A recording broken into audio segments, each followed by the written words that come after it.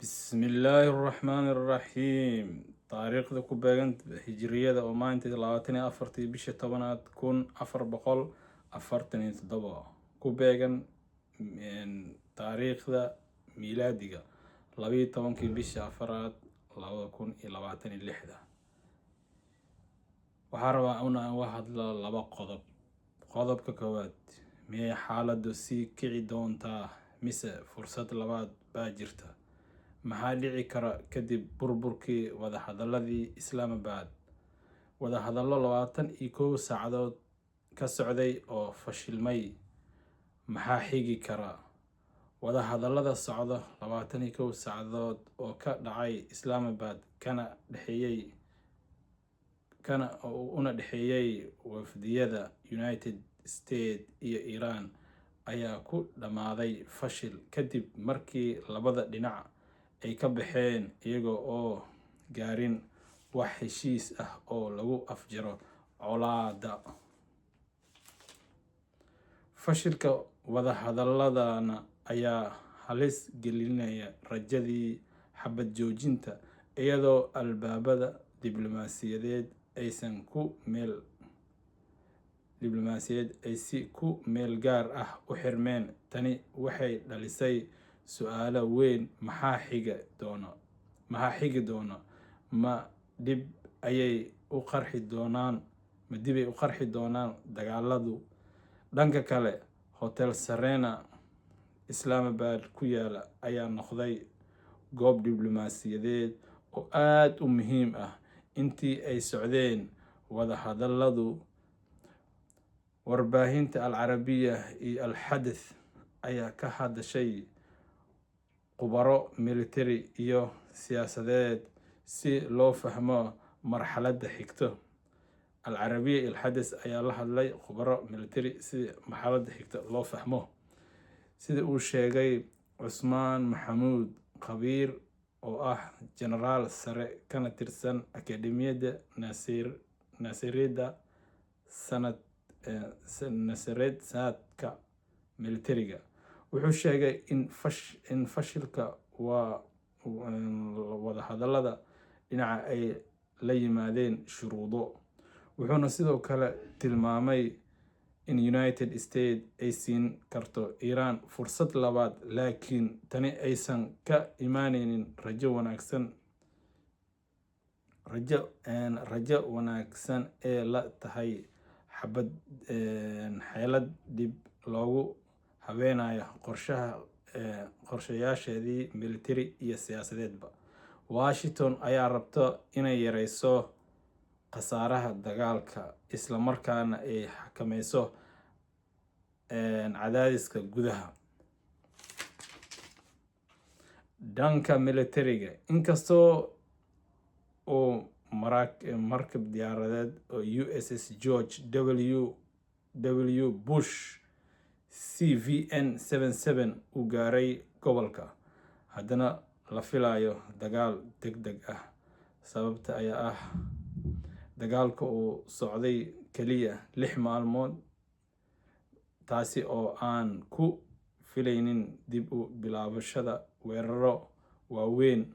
Dhanka Iran, waxay wadahadaladu u gashay iyadoo aaminsan inaysan waxba badan lumin karin wixii hore uga lumay, waxayse diyaar u tahay inay dib u bilowdo howlgallo military haddii weerar culus lagu qaado. Qodobkaasna waa qodobka koowaad. Qodobka labaadna, Iran oo diiday joojinta kobcinta iyo furitaanka marinka biyood Hormuz. Iran ayaa si cad u diiday 2 arrimood oo muhiim ah oo laga sugayay wadahadalada: inay joojiso kobcinta uraniumka, barnaamijkeedii nuclearka, iyo inay furto marinka muhiimka Hormuz. Warbixin fashilka wadahadalada iyo xiisadda cusub oo ka dhalatay mas'uul sare oo ka tirsan United States ayaa Axaddii sheegay in Iran ay diiday codsi lagu doonayay labada qodob ay diiday waa joojinta kobcinta unionka. 2 inay burburiso xarumaheedii waaweyn ee kobcinta iyo inay furto murinka muhiimka ee Hormuz. Inay si buuxda u furto marinka Strait Hormuz. Wararka ayaa laga soo xigtay wakaaladda wararka ee Reuters natiijada wada hadallada. Madaxweyne ku-xigeenka Mareykanka JD Vance ayaa sheegay in wada hadallada ka dhacay Islamabad subaxii Axadda oo aan wax heshiis ah lagu gaarin. DJ Vance wuxuu sheegay in Mareykanka uu soo bandhigay dalabkii ugu dambeeyay uguna fiicnaa, laakiin Iiraan ayaa diiday shuruudaheeda, gaar ahaan kuwa la xiriira in aysan horumarinin hubka nukleerka ah.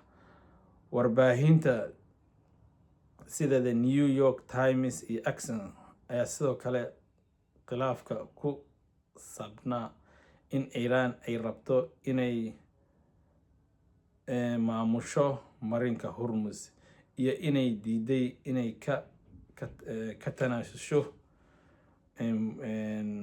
furitaanka Hormuz, iyo inay diiday inay ka tanaasusho keedkeedii unionka oo kala iyo kobcinta. Jawaabta Iiraan.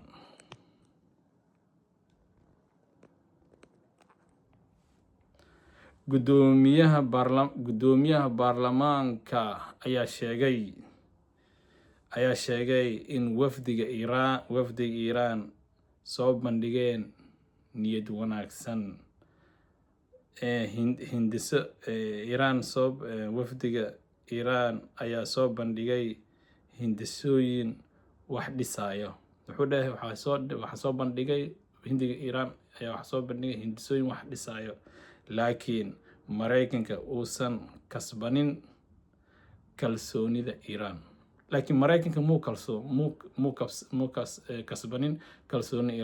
Walaalayaal, intaas kusoo gabagabeynayaa labadaas qodob. Waxaan rabay inaan gaarsiiyo wuuna fashilmay. Haddana waxaa la isku diyaarinayaa dagaal iyo aruursi. waxaa kaloo na soo gaarayo warar kale oo degdeg ah in magaranaysa Iran hub kasoo ruushka uu soo uga soo gudbinayo Azerbaijan gobolkaas marka de wixii kusoo kordhan waa arkeena. Assalaamu calaykum waraxmatullaahi wabarakaatu. Janalku cusub yahay de hala taageero walaalayaal. Assalaamu calaykum nabadiin.